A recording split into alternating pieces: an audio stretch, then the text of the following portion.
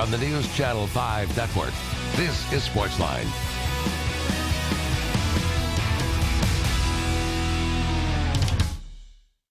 Hey there, welcome into SportsLine. I am Steve Layman. Glad to have you with us here on News Channel 5 Plus tonight. Pretty much open phone lines for you guys tonight. We can talk the end of the Titans season. Of course, they go 2-14, now have the second overall pick in the NFL draft coming up in a couple of months. We can talk about the lack of changes so far on Ken Wisenhunt's staff. We can talk about what you want to see on the roster moving forward into next season. We can also talk about the NFL playoffs. A lot of interesting games over the weekend. I mean, number one, Baltimore going into Pittsburgh, to me, was the biggest surprise of weekend number one. I know Le'Veon Bell was out, but Baltimore is a team, despite their track record in the postseason, they have not had success at Heinz Field against the Steelers in that rivalry. And for Joe Flacco to continue his playoff dominance, really. I mean, think about this. He is now 5-0 in his last 5 postseason games with 13 touchdowns to 0 interceptions.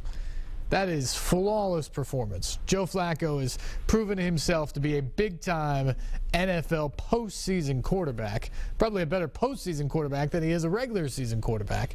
And then you've got John Harbaugh. Everybody makes such a big deal about Jim, and I think he's a fantastic coach in his own right. But what about John Harbaugh?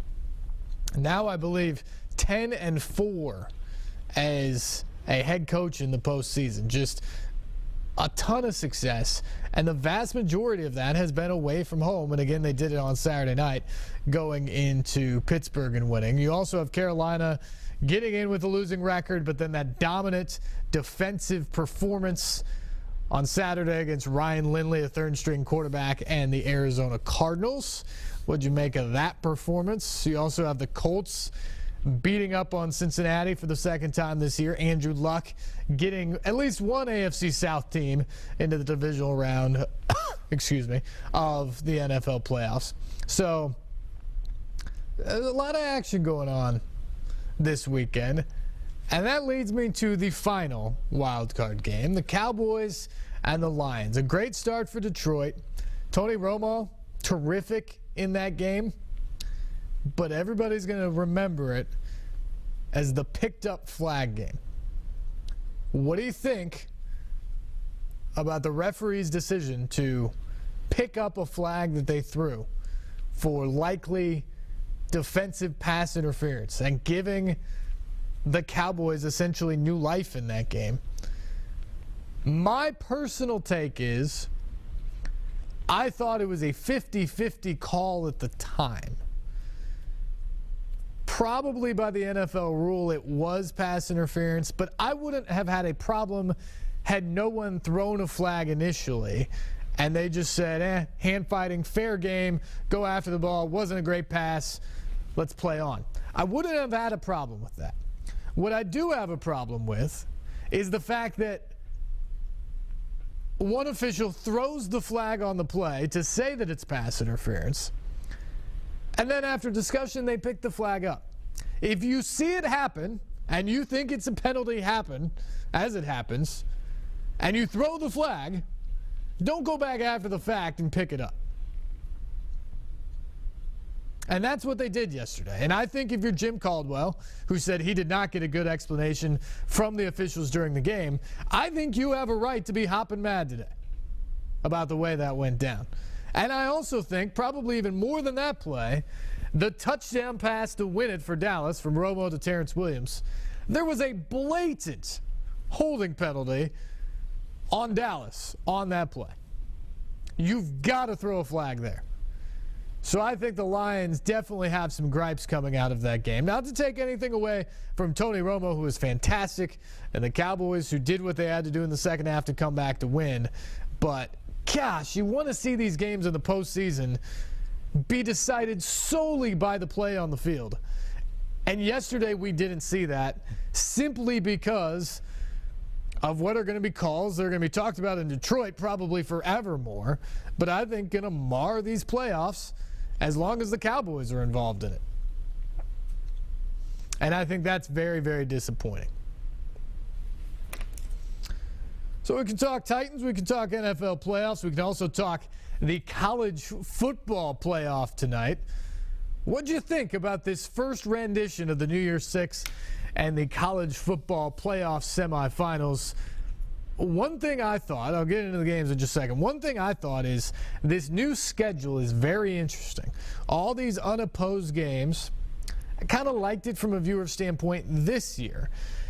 But one thing I also thought is if you are as into college football as I am and you get as up for those big games, 6 in a row, or throw in the other New Year's Day games, make it 10 games in a couple days or whatever, by the time it got to January 2nd, I was a little bit fatigued of the bowl games. And if it wasn't for Tennessee playing on Friday, I'm not sure I could have sort of got my gears going again. It just didn't seem the same with lesser bowls following up the most meaningful bowls coming up there on Friday. Now, we had some pretty good games Friday night, and I got back into it after the Tennessee game. But initially, it just felt like a letdown after those semifinal games. And the reason I bring that up is not so much what it did this year, but moving forward next year, the 2 semifinal games of the New Year's Six are going to be on New Year's Eve, not on New Year's Day. What will that do then to the New Year's Day games? Are you going to feel like they're secondary games next year? Are you going to feel like the Rose Bowl is a secondary game next year because now the semifinal games will have already been decided? I think that's going to be one of the fascinating things in terms of the schedule moving forward that they're going to have to figure out here, because they're trying their best to make it the playoff on top of the bowl games. And if that's the case, you can't have the playoff take away from some of these traditional bowl games and what they mean and how interested people are watching them. And if the Rose Bowl feels like, or the Sugar Bowl feels like next year, that it's a secondary bowl game behind the playoff, I think that could rub some people the wrong way. I think that could be some issue. But the thing that you got to love about the playoff is that you saw things decided on the field this year. If we had the BCS this year, your national championship game probably tonight would have been Alabama versus Florida State. How's that looking now? Obviously, we had 2 other teams win in the semifinal games, and they were impressive. Oregon was outstanding against Florida State, and the Seminoles gave them some help. But the way Oregon played in that game was one of the better big game performances I've seen from Oregon in quite some time. Sometimes they're a lot of flash and not substance on the biggest stage when they've been there in the past. New Year's Day, they had a lot of substance there. They were the more physical team on the field. They were the faster team on the field. They had the better quarterback of the 2 Heisman Trophy winners. They looked like a national championship team. And then Ohio State, for all the talk that they could not compete, I thought they could compete, but here's the one thing I wondered. Could Cardale Jones, making his second start, with Nick Saban having a month to prepare for him, how would he be able to stand up to that? And I think Ohio State's coaching staff made some great adjustments within that game after they saw how Saban and that's Alabama defense was going to play Jones. They made some adjustments within the game, sped up his decisions. They didn't put a lot in front of him and just made him go out there and play. And he played well. Cardale Jones was fantastic, especially in the second half of that game.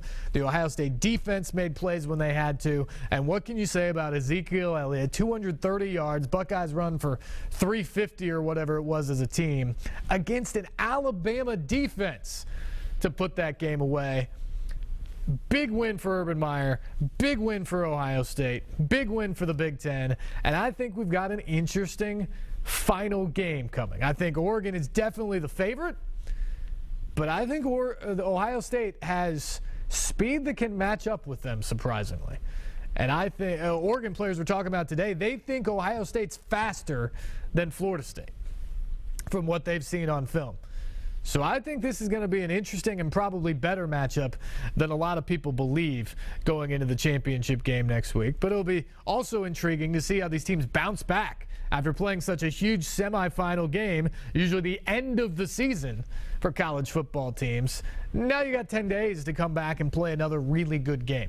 I think that's going to be intriguing to watch how they bounce back, how they manage the travel, how they manage the responsibilities, the time commitments, all that. This is a first for everybody involved. So I think that'll be a lot of fun to see next week. The last thing about the college football playoff that I really thought happened with that Ohio State-Alabama game is two things. One, it restored, along with some other wins, Wisconsin over Auburn, Michigan State coming back to beat Baylor, it restored the Big Ten's image. They've been damaged for a long time now. It really started when Florida upset Ohio State back in 2006. The Big Ten image is restored now. They're not going to be looked down on in the same way because of what they did in these games. They proved that they can play with those top teams in the country. And so now I think they get a bit of the benefit of the doubt. No one's going to just say, Big Ten, they didn't play anybody, what can they do? Because the response is Ohio State can beat Alabama in SEC country in the Sugar Bowl. Or Michigan State can beat a Baylor team that most of you thought should have been in the playoff. And their only two losses, by the way, this year are against the two teams remaining in the championship game. Or Wisconsin, with an interim coach, beats Auburn. Those are games that helped give the Big Ten credibility once again. And the other thing that happened is I think the SEC lost its benefit of the doubt.